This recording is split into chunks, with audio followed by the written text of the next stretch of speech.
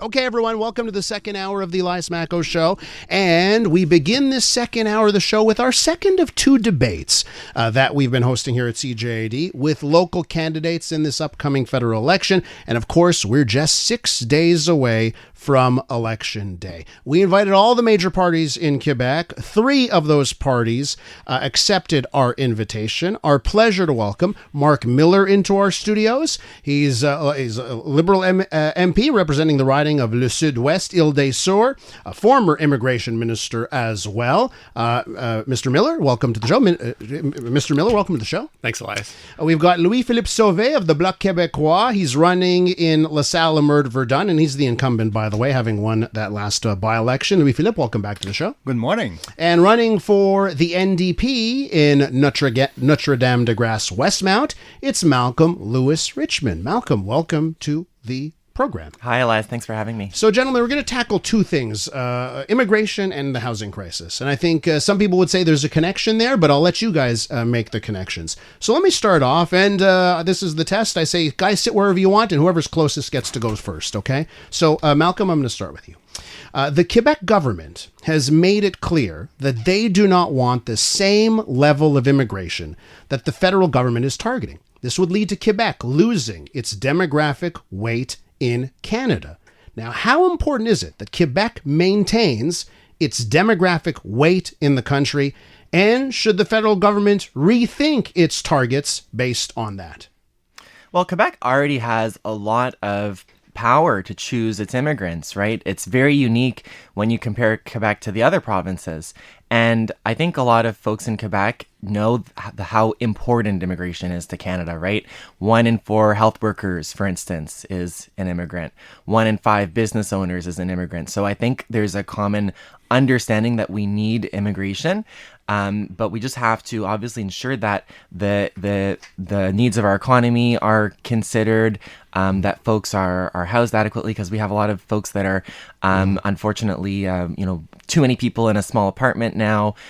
People have good wages and stable wages, and people are treated fairly with good working conditions, which is not the case right now, too, under a lot of the programs. So there's a lot of challenges that I think the federal government can help address. Would you be okay if long-term the demographic weight of Quebec goes below 20%? I mean, I think it's 23% right now. Could be off by a point or two. If it goes to 18 or 19, if that's the will of Quebec and the will of the federal government goes that way, would you be okay with that? Well, there's a lot of, issues in Quebec that we can address. We're not having enough children here in Quebec. So maybe we need to bolster our policies to have more housing that people can afford to have their kids in. True, I hear a lot of young people saying they're not going to have kids because they can't afford a house with an extra bedroom to house their kids. Louis-Philippe, where do you stand on this? Well, I think that the jurisdiction, it's really important to respect them when it comes to immigration, especially. We don't want provinces and the federal government to be feeding all the time. So that's a big concern for us, and I think it's detrimental not only to Quebec as an economy, as a society, but also to immigrants themselves, because when we are politicizing the question of immigration, it's opened the door to inflammatory rhetoric. At the Bloc Québécois, we want a successful immigration. We want to offer the means to immigrants to settle there, to have a good life, and to integrate themselves in the society of Quebec. Let me ask you, Mr. Miller, Marc, your thoughts on this, particularly when it comes to the demographic weight, because I just see if one province that's got a decent amount of control over immigration goes one direction, Canada goes another direction, it'll create a disparity. Yeah, and I think the important point here, Elias, is Quebec, contrary, and for good reason, contrary to other provinces, controls its destiny when it comes to permanent immigration. Almost 100% of the permanent immigration is controlled by Quebec, unlike what Saskatchewan would control, thanks to the Quebec-Canada Accord that was signed by Robert Bourassa 30 years ago.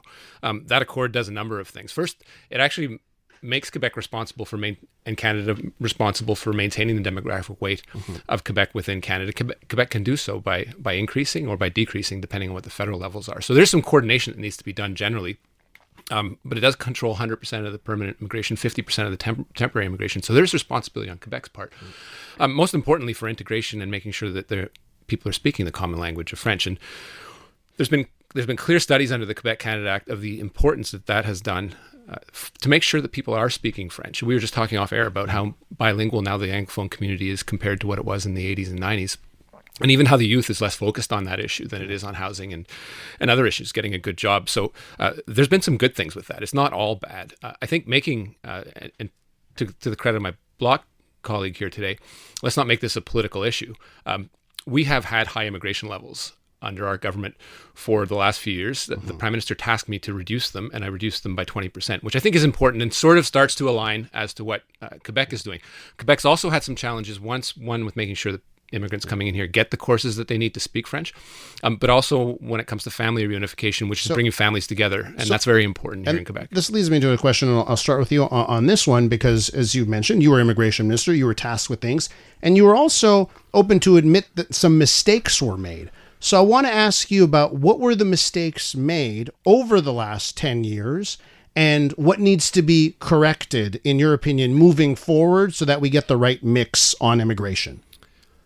I'd say, a couple things. When we did a strategic review just before I became the immigration minister, the review said a couple of things that, there was a consensus in Canada about the value of immigration.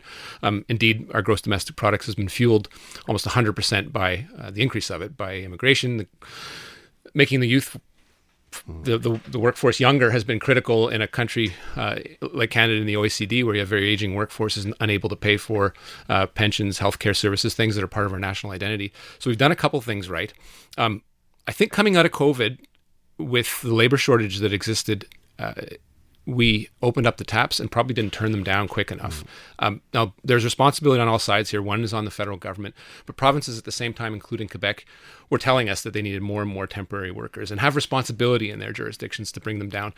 So what Canadians told us through the strategic review that we did was that we need to be better coordinated as governments that have responsibilities over the immigration powers. It isn't uniquely a federal government responsibility, it's shared, so that people can integrate and do it in a way where we would expect them to, with Canadian values.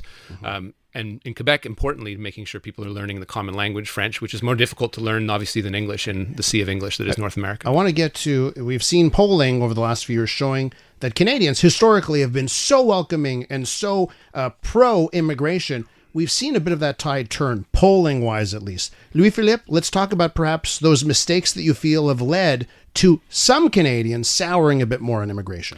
Well, I think the first concern is bureaucracy. There's a lot of backlogs in the immigration system. And with all due respect, Mr. Miller, I think that your government didn't help by living up the cap and also not treating the refugee claim in 2020. There was about 4 or 5 months, there was no single case that was treated by the Commission in the early days of the pandemic. I know it was a pandemic, but refugees don't wait. So I think that's a big problem we have, and there's a lot of economical consequences to this approach that is fairly ideologically motivated. The Century Initiative that is close to Mr. Carney, who has Mike Wiseman as a counselor. So I think that if we continue to go in that direction, we'll hit the wall, and we gotta have a meaningful conversation with the provinces and the federal government so that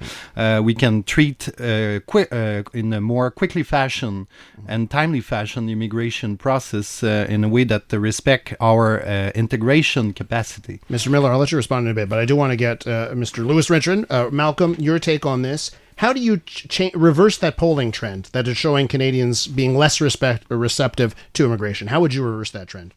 Well, I think the government in power in Ottawa has to have a responsible approach that really responds to the needs.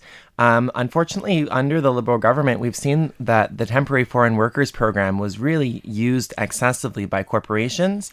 And so a lot of the immigrants coming in on those closed permits do not have access to change jobs, for instance. If they have a problem at work, sometimes they could be threatened to be sent back to their country, or threatened, which no one wants. So they have to be able to go change jobs if an issue arises, and and that's like fundamental in our society. So I think we need to see the ending of those closed permits.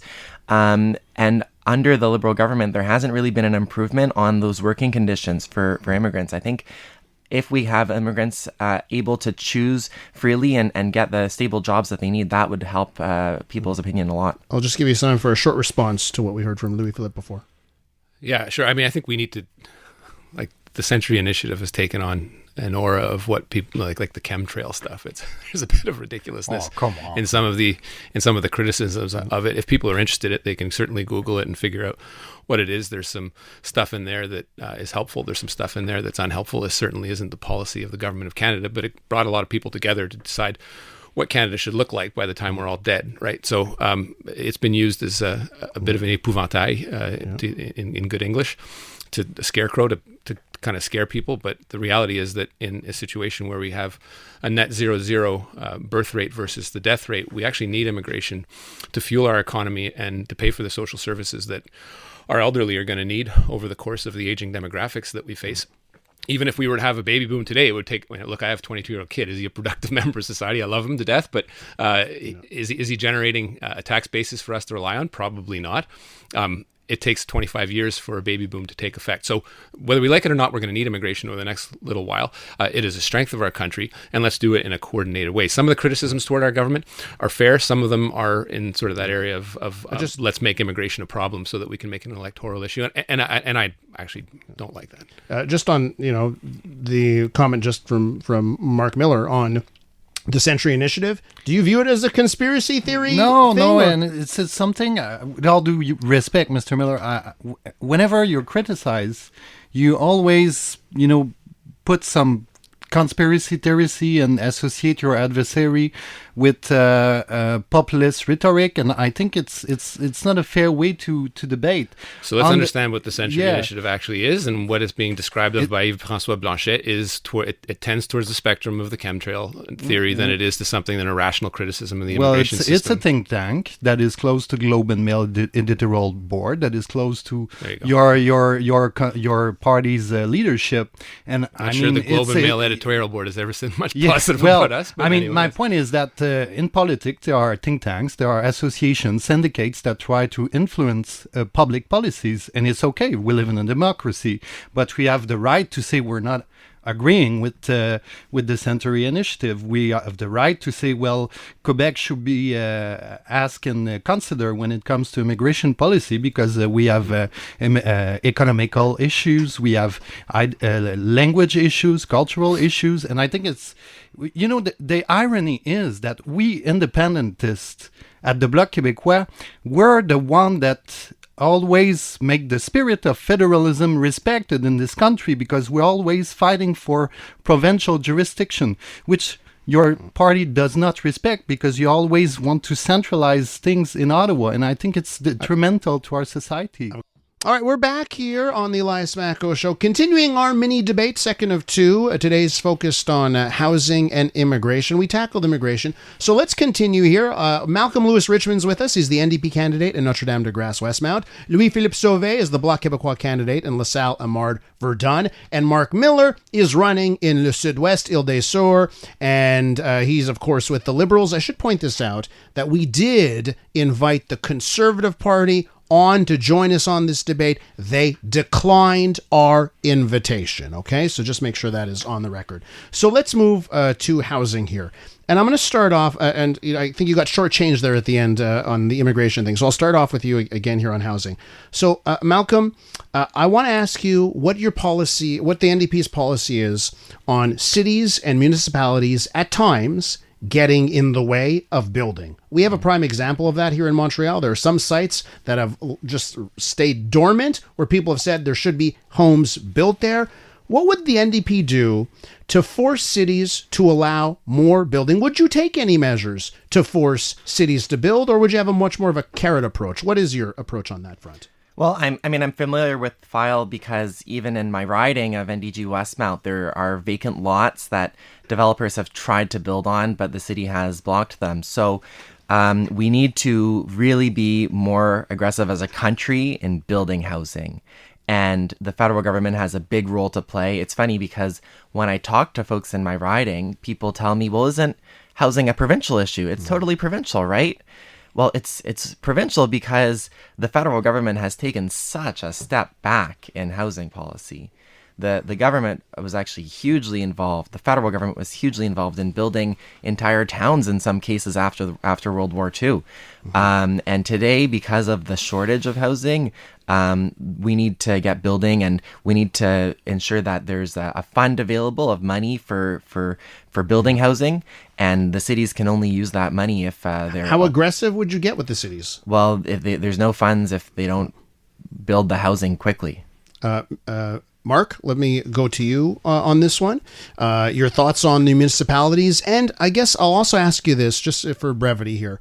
The Liberal Party has made promises in the past, 2015, 2019, 2021, that some of them echo the promises made this time around.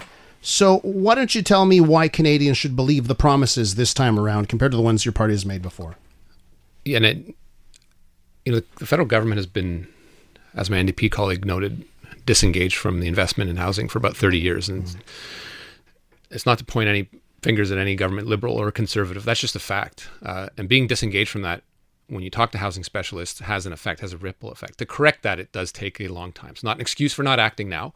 And indeed, in 2015 was the first time the federal government got re-involved in housing for decades. Did we do enough? Probably not. It was an era where the interest rates were lower. When I was negotiating my mortgage for her first house a couple decades ago, free interest, that's changed now. And everyone's feeling this. But there was a housing shortage. And that's something that the federal government, I think, has a role, despite this role being constitutionally that of the provinces. And there's a big role for Quebec to play in here. And frankly, Quebec, compared to other provinces, played a good role in housing. But everyone's feeling this. And having the federal government present and making the investments it needs to make, including the ones that were made in 2015, again, perhaps not as significantly as we should have, and we certainly accelerated that over the last couple of years, is something people want to see. I don't want to tie this back to immigration because there's a correlation, not necessarily a complete causation, but reducing the levels plan, as I did a year ago, has made the number of units that are necessary to be built over the next few years fewer by several 100,000. That's the parliamentary budget officer saying that. So there's a connection. You bring volume into the country, that causes an effect. But the increase in interest rates is not the problem of immigrants. Now, Mark Carney has made significant commitments, $35 billion in capital as a catalyst for affordable housing. That's important.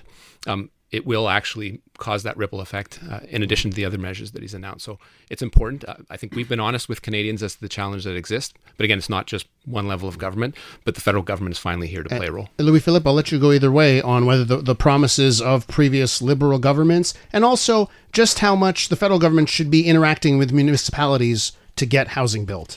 Well, on the first thing, I think that I agree with both guys here on the table that throughout the 30 last year, the federal government underinvested when it comes to social housing, and this is why we have a lack of 50,000 units here in the province of Quebec. That's a big issue.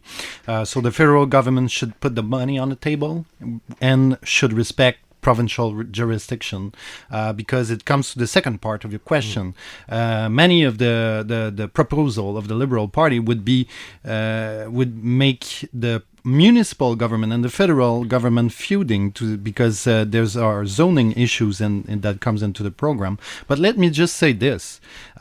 We have a problem at the Bloc Québécois with the Ottawa knows best approach, because when it comes to housing, we got about a sixth of the money for a third of the need, and this is caused mainly because the housing programs in Ottawa are designed for Toronto, big cities, big towers. In Montreal, we have triplex, sixplex, 6 units, smaller units. So this is why we had less money in the province of Quebec for housing. So this is another argument for the Bloc Québécois, because only a party that stands for provincial jurisdiction will point out that kind of thing. So we need a more decentralized federation. I'm going to ask you one more thing to wrap up this, and again on housing. And I'm looking at the ridings that y'all represent, right? Whether it's NDG or you're in LaSalle or you're in Île-des-Sœurs, you look at the price of a home, right? And now it seems like it's $1 million. If you want to, a family to buy a home, it's $1 million. I want to ask you. I'll go around the table to wrap up here. How much, and owning a home is a goal for a lot of Canadians. Some will say, well, you should rent. That shouldn't be the goal. But for those Canadians who want to own their own home, how much should a home for a family cost? And what do you want to do to get it to an attainable level? And I'll go around the table. Malcolm, you go first. Well, for buying a home, of course, we want to support folks that want to get into the market, and it's difficult. But the government can double the first-time homebuyers credit. That would be a big help to individuals.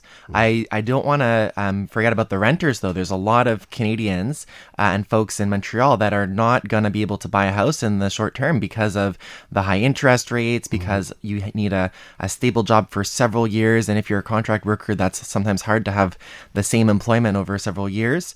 And for renters, we're having a really tough time. I appreciate that my Liberal colleague thinks that the new leader is going to bring a change in their party's housing policy, but let's not forget that under Brookfield, Mark Carney's company, there were massive renovictions and companies like Brookfield that are buying up real estate, renovating it, and then renting it out for more expensive prices after. That is the source of the housing crisis we're in. We have to ban up companies from being able to buy affordable housing like that. Your message, Louis-Philippe, for those who are looking for a home and they're finding prices that are way too expensive for them. Well, nowadays prices are up, and it's crazy for tenants. When I went out of my parents, it was in 2016. 2016, the year the Liberal government came to power. 4.5 in Verdun, it was $800. Now it's $2,000. I mean, I know people that got evicted. Myself, I got evicted, and it's really hard to find a rent that is cheap as it used to be. So the thing is, people need to put a third of their available income to pay the rent. So there's more and more people that pay half and sometimes 2/3 of their available income. You see tents everywhere on Champlain, on Notre-Dame.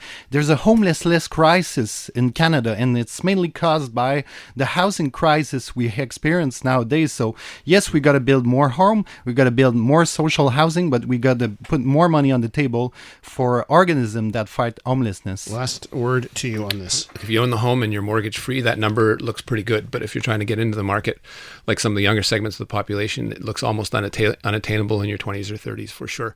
One thing you can't do is rely on quick promises that will never come to realization, like Pierre Poilievre has proposed, perhaps sort of fake cutting interest tax rates and hoping that people will finally, through some magic, be able to afford ever increasing house prices.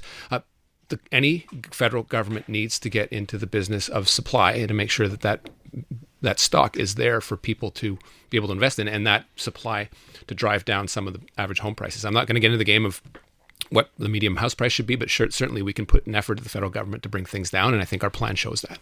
I do have to leave it there, gentlemen. Thank you so much for joining us in studio here. Marc Miller right there, running for the Liberals in the Sud-Ouest, Île-des-Sœurs. Louis-Philippe Sauvé, running for the Bloc Québécois in LaSalle, Émard, Verdun. And Malcolm Lewis-Richmond, running for the NDP in Notre-Dame-de-Grâce, Westmount. Gentlemen, thank you so much.